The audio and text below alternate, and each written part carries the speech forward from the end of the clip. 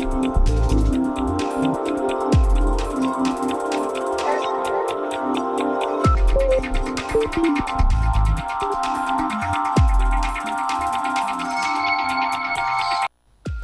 êtes sur Média 1, merci de nous rester fidèles. Très heureux de vous retrouver pour ce nouveau numéro du Talk Afrique. Phénomène fascinant et lucratif, l'adaptation au cinéma d'œuvres littéraires n'est pas une pratique récente. Or, le passage d'un médium vers un autre amène une série d'opérations et de changements parfois responsables et considérables. Cette traversée d'un mode d'expression vers un autre soulève certes de nombreuses questions d'ordre esthétique, culturel, narratif ou encore éthique. Ainsi, puisque l'équivalence n'est pas un horizon atteignable, comment parler d'adaptation aujourd'hui d'une œuvre littéraire au cinéma sans que celle-ci ne soit constamment hantée par le spectre de la fidélité à l'œuvre originale? Et pour en parler aujourd'hui, je reçois sur le plateau du Talk Afrique deux journalistes. Il s'agit de Fatou Ouleye Sambou, vous êtes journaliste, écrivaine. Merci d'avoir répondu à l'invitation du Talk Afrique. Merci de m'y avoir convié, Régis. Et en face de vous, Oumi Regina Sambou, journaliste culturelle, mais au-delà évidemment de cette casquette, vous avez une autre casquette, celle d'actrice. Merci d'avoir répondu à l'invitation du Talk Afrique. Merci Régis et à toute l'équipe de Média 1 et bonjour à tous les téléspectateurs. Nous allons parler, mesdames, du 5e art, en l'occurrence la littérature qui s'invite aujourd'hui avec beaucoup de réalisme dans le monde du 7e art. Selon vous, Regina, pourquoi les réalisateurs et producteurs se tournent-ils vers la littérature pour la sortie d'une œuvre cinématographique?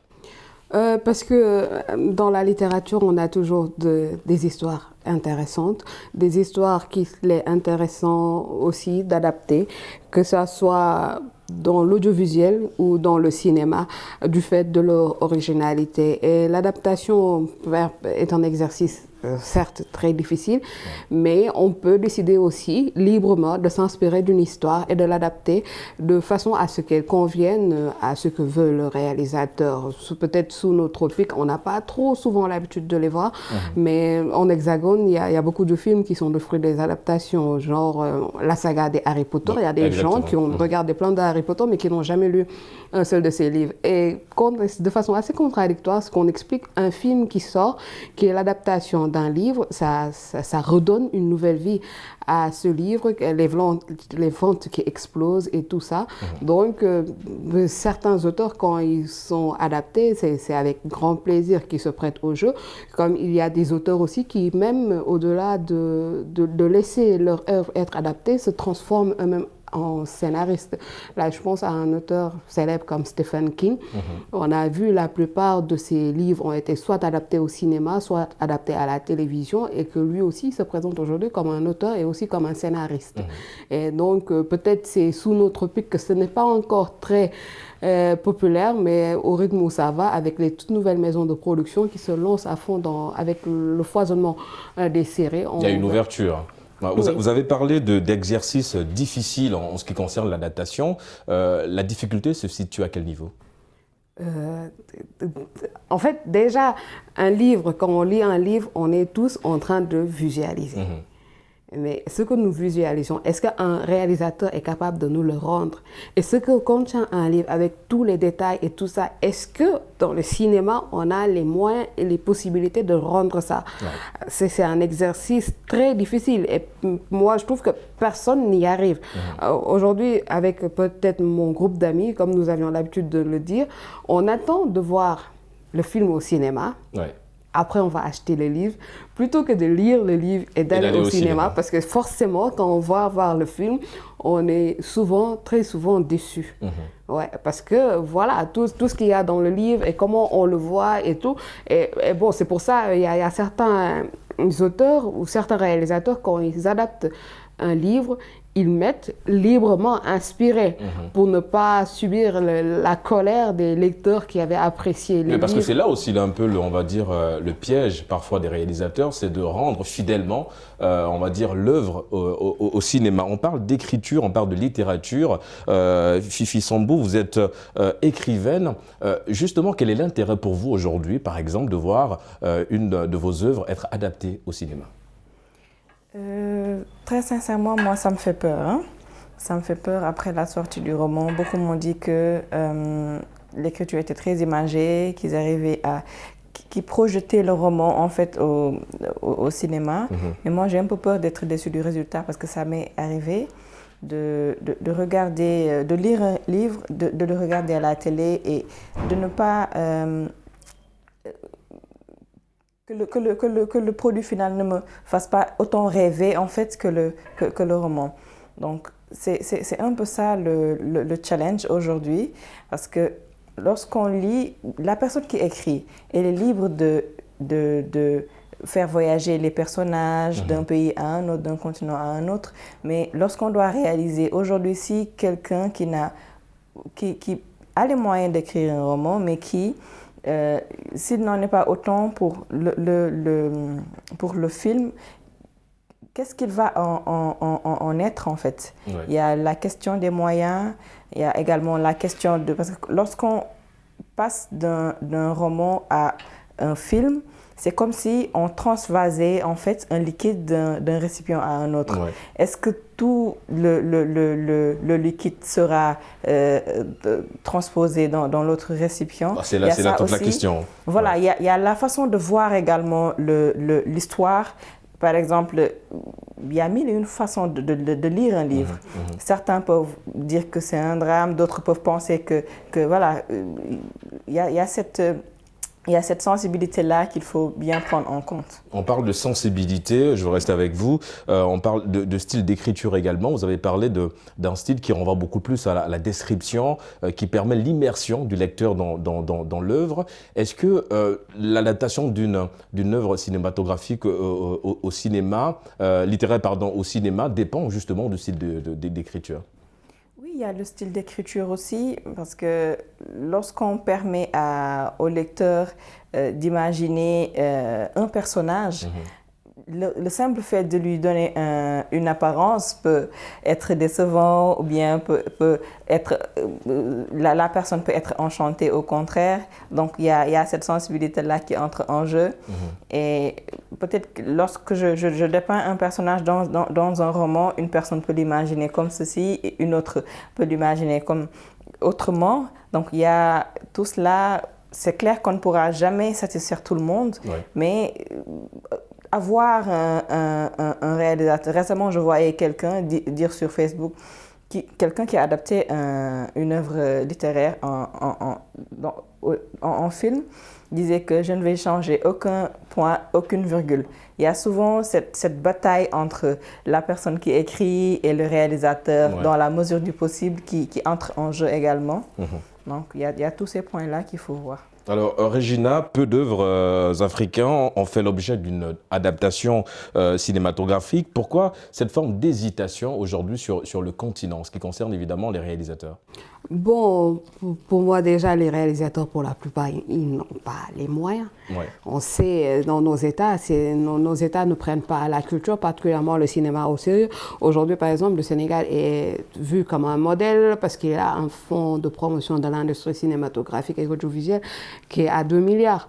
Mais 2 milliards, c'est le budget d'un long métrage. Exactement. Donc, et donc ça, déjà, c'est problématique. Je prends l'exemple d'une réalisatrice et productrice comme Angel Djabang.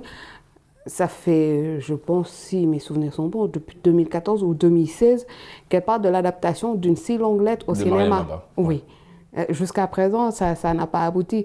Et elle est toujours dans la recherche de financement, l'écriture a déjà été faite et tout, mais c'est pour des raisons de fond que, voilà, ça ne se fait pas concrètement. On a vu, j'en parlais tout à l'heure, Ramata Abbas Ndione, qui a été adapté par le Centre africain Léon Alain Becker. J'ai souvenir d'une histoire comme laquelle quand l'auteur du livre a vu, il était un peu déçu, malgré le casting de qualité, malgré tout l'effort qui a été fait, mais bon, il n'a pas trop reconnu son livre dedans. La pirogue de Moussa Touré, pour la plupart les gens disent que ça correspond vraiment à Mbekumi, qui a été toujours écrit par le même auteur, mais les auteurs africains ne sont pas trop pour l'adaptation, parce qu'ils savent déjà qu'il y a ce problème de moyens qui se pose sous nos tropiques. Je lisais, la première fois que j'ai lu L'étrange destin de Wangrin, Hélène Ekman, qui était l'héritière ou je sais pas, légataire de Ampateba, disait qu'en fait, Ampateba, de son vivant, a toujours refusé qu'on fasse une adaptation cinématographique de L'étrange destin de Wangra, parce que personne n'arrivait à saisir le personnage dans sa complexité. Exactement. Soit il était présenté comme un filou, ou soit il était présenté comme quelqu'un d'assez débonnaire et tout. On n'arrivait pas à vraiment pouvoir représenter le personnage dans sa globalité. Et souvent, c'est genre le réalisateur et le producteur, ils veulent faire une adaptation libre, veulent parfois se permettre certaines libertés avec l'œuvre de l'artiste, ce qui parfois est très problématique. J'ai eu écho, je ne vais pas citer les noms, d'un projet de série qui finalement s'est arrêté brutalement pour ceux qui le regardaient, parce qu'apparemment à un moment donné, scénaristes et producteurs, ça n'allait plus, ils ne voyaient plus les choses de la même façon. Alors qu'au départ, on voyait que la personne qui avait écrit l'histoire était très impliquée dans la production et tout, mais au final, à un moment donné, ça a clashé et c'est comme ça qu'on l'a arrêté, parce que autant l'auteur tient à préserver l'intégrité de son œuvre, et à faire en sorte que cette œuvre-là, comment il l'a écrit, soit rendue fidèlement, mais quand le producteur et le réalisateur sont confrontés à la réalité du terrain, aux problèmes de moyens, ils sont obligés d'adapter. Et maintenant, si l'auteur campe sur sa position et que du côté de la production, il n'y a pas d'entente, c'est ce genre de truc. Une maison de production peut faire l'exercice une fois, mais ça s'arrête là. À la prochaine fois, elle vous dira, vous nous donnez, on va adapter en fonction de ça, vous n'aurez pas droit à voir au chapitre, vous n'allez rien dire, vous allez vous taire. Et ça, je pense, il n'y a aucun auteur qui va accepter qu'on charcute ou qu'on massacre comme ça. Exactement. Alors c'est vrai que Regina a très bien résumé un petit peu le phénomène en ce qui concerne évidemment l'adaptation des œuvres littéraires au cinéma. Alors ça, c'est de manière un peu globale sur le continent, mais au Sénégal, ça bouge un peu dans ce sens-là. Plusieurs œuvres ont été adaptées, elle l'a souligné également, il y a des chroniques également qui ont été adaptés. Qu'est-ce que cela vous inspire? Déjà, il y a la dimension sentimentale de l'œuvre. On passe beaucoup de temps à écrire un roman ou une nouvelle. Maintenant, il y a les réalisateurs et producteurs, ils mettent plus en avant l'aspect commercial. Ils investissent leur argent, ils ont envie ils vont pas travailler pendant des heures pour des beaux yeux de fatou. Voilà. Ouais. Il y a cette petite guerre qu'il y aura entre les deux. Moi, c'est, comme je l'ai dit tantôt, c'est quelque chose qui me fait un peu peur, malgré plusieurs propositions. Là, tu te dis que, parce que quand tu écris, quand tu fais un travail artistique, il y a un message que tu cherches à transmettre. Tu as peur est-ce qu'eux, ils vont pas seulement mettre leurs intérêts en avant et reléguer au second plan le message que je cherche à transmettre. Il y a tout cela. Et c'est vrai que c'est un travail très difficile lorsqu'on implique l'auteur, parce que lui, il voudra transmettre ce message-là et le réalisateur a un autre message à transmettre. Voilà, il a un autre message à transmettre qui serait certainement que ce produit est bon, venez l'acheter. Lui, il n'y aura que ça qui va l'intéresser. Peu importe le poids sentimental de l'œuvre pour l'auteur. Voilà. Regina, c'est vrai qu'on parle d'adaptation, on parle de littérature. Est-ce que, les détracteurs évidemment en parlent un peu d'une faiblesse scénaristique, c'est-à-dire que pour eux, c'est plus facile pour un réalisateur d'adapter un livre que d'écrire un scénario? Je ne pense pas. Non. Parce que autant écrire un scénario, c'est clair, c'est compliqué. C'est pas facile du tout d'écrire un scénario, autant adapter aussi et reste hyper compliqué.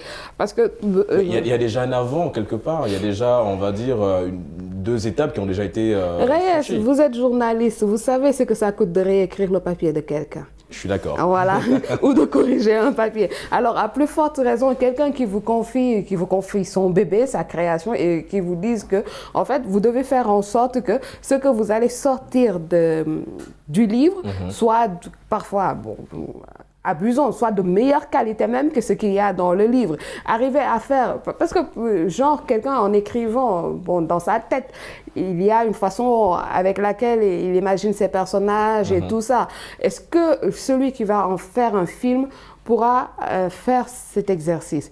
Et même celui qui a écrit un livre, il n'est pas à fond dans les dialogues et tout ça. Ouais. Donc ce sera à la personne qui va s'occuper de l'adaptation de faire les dialogues, de couper les différentes séquences et tout ça. C'est toute une équipe. Voilà. Donc ça n'a absolument rien à voir. Même si la base, une histoire, elle est là, elle est présente. Après, il y a un travail énorme que ça demande derrière. Faut pas, parce que c'est clair, on peut parler de pauvreté de scénario ou de manque d'imagination, ce qui pour moi n'est pas réel, parce qu'aujourd'hui, de toute façon, il n'y a aucun film nouveau que nous pourrions faire. Ouais. Oui, c'est juste des histoires, et dans la façon de raconter des histoires, c'est là où on il y a un manque de traitement qui est différent. C'est juste ça, oui. Mais il n'y a pas d'histoire, aujourd'hui, il n'y a pas d'histoire inédite. Ce sera juste la façon de raconter l'histoire qui va faire la différence. Parce que de toutes les façons, quand on regarde un film, on a ce sentiment du déjà vu.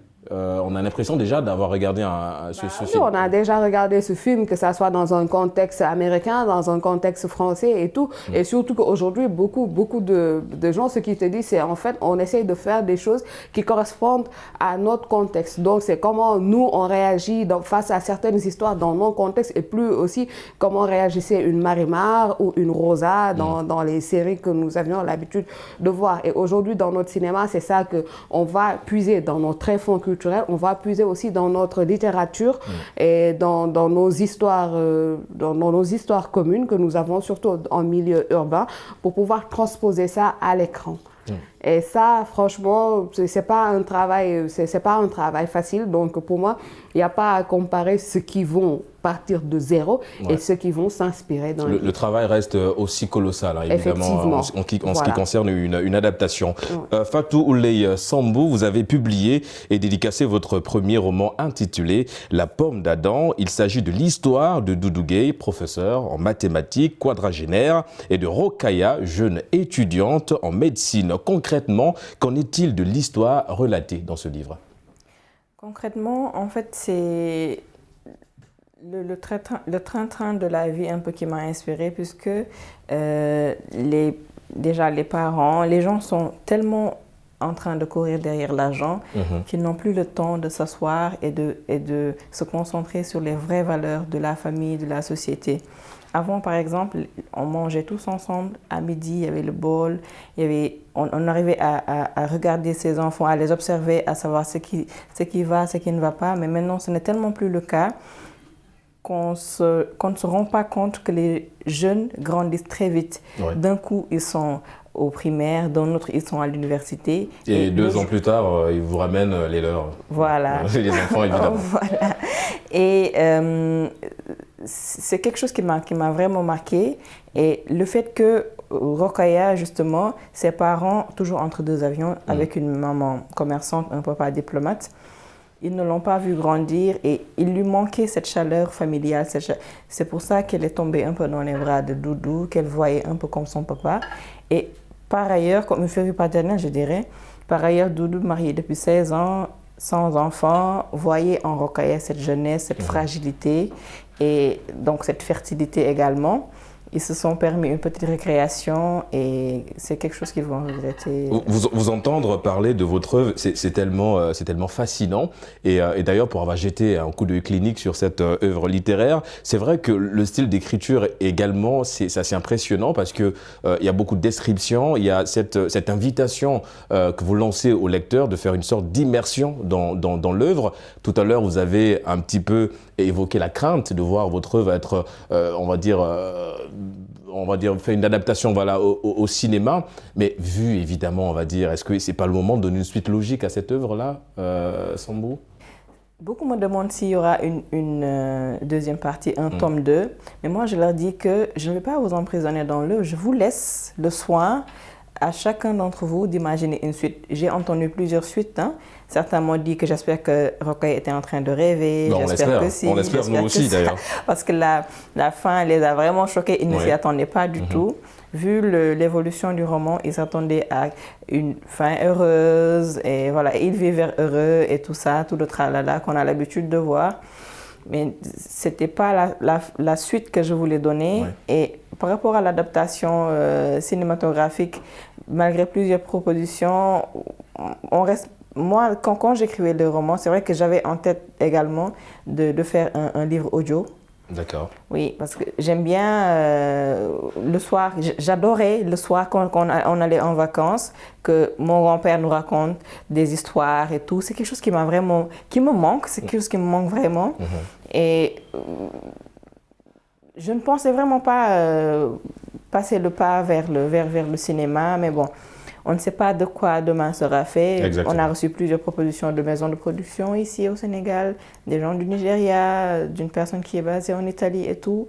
Mais on prend vraiment le temps parce que dès le moment qu'on s'engage, on ne peut plus revenir en arrière. Exactement, oui.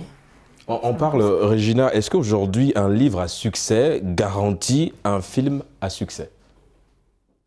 Ou c'est tout simplement, on va dire, un cercle vicieux, un piège, j'ai envie de dire, de se dire si l'œuvre littéraire a marché, ben, l'adaptation au cinéma, forcément, va aller dans le même sens. Bon, c'est très relatif parce qu'ensuite, quand je pense adaptation au cinéma, la plupart qui ont été des livres à succès ont eu des films à succès. Ça, c'est le cas, vous l'avez dit, de Harry Potter, par exemple. Oui, du Seigneur des Anneaux, par exemple. Le Parrain aussi. Et bon, par contre, je pense qu'il y a les films, les adaptations de John Grisham n'ont pas eu autant de succès que par exemple ses livres et tout. Donc il n'y a pas, je ne me dirais pas que c'est lié en fait, parce que de toute façon tout dépendra du coût qui a été mis dans le projet, du budget aussi de communication, parce que le cinéma aussi c'est ça, il faut beaucoup communiquer et tout. Aujourd'hui, si nous on est très envahis par les blockbusters et on a vu par exemple la force de communication qu'a eu Harry Potter. Je me souviens le premier Harry Potter quand il sortait, Harry Potter à l'école des sorciers, quand il sortait au cinéma, il y avait déjà, J.K. Rowling avait déjà écrit 3 Harry Potter. Oui. C'était Harry Potter à l'école des sorciers sortait au cinéma en même temps qu'Harry Potter et le prisonnier d'Azkaban.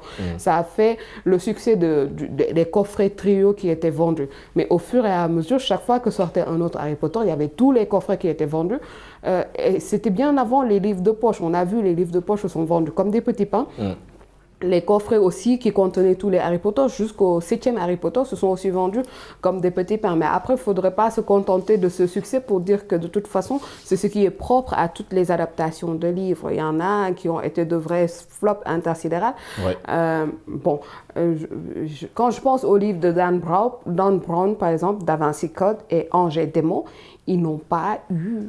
De mon point de vue, ils n'ont pas eu le succès qu'ont eu les livres. Malgré le gros casting avec Tom Hanks quand même à l'écran. Oui, Da Vinci Code, pour moi, c'est un succès. C'était voilà. Après, Ange et Démon aussi, ça a fait un bon démarrage au cinéma, mais c'était pas autant violent que quand c'est sorti. On a vu le livre quand il est sorti, toutes les polémiques, tous les documentaires qu'il y a eu autour et tout ça. C'était vraiment pas le cas. Bon, maintenant, on n'en entend même plus parler comme c'était le cas avant. Et pourtant, il continue à écrire des livres. Alors, il y a un pays qui j'ai envie de dire, qui excelle un peu dans cette pratique-là, c'est le Nigeria aujourd'hui. Beaucoup de films, en tout cas, partent des œuvres littéraires au Nigeria et beaucoup se retrouvent sur des plateformes de streaming aujourd'hui, qu'on ne va pas évidemment citer, on les connaît. Qu'en est-il? Je veux dire, quel regard portez-vous sur, on va dire, sur cette industrie du cinéma au Nigeria en ce qui concerne évidemment la littérature, le fait qu'aujourd'hui des producteurs aillent puiser dans la littérature? Bon, déjà que là-bas, la culture occupe une place très importante et il y a cette promotion de leur propre identité qu'on revoit dans leurs œuvres cinématographiques. Le Sénégal est certes en train de faire des efforts puisqu'ils augmentent parfois le budget alloué à l'industrie cinématographique, mais on est toujours en arrière, on est toujours en retard. Si on veut se comparer au Nigeria, ce sera un peu compliqué. Après, eux, ils ont, je ne sais pas comment le dire. Oui, peut-être une facilité à aller à retranscrire fidèlement un peu, parce que c'est aussi là évidemment qu'il y a de l'argent derrière. Il y a la langue aussi, l'anglais.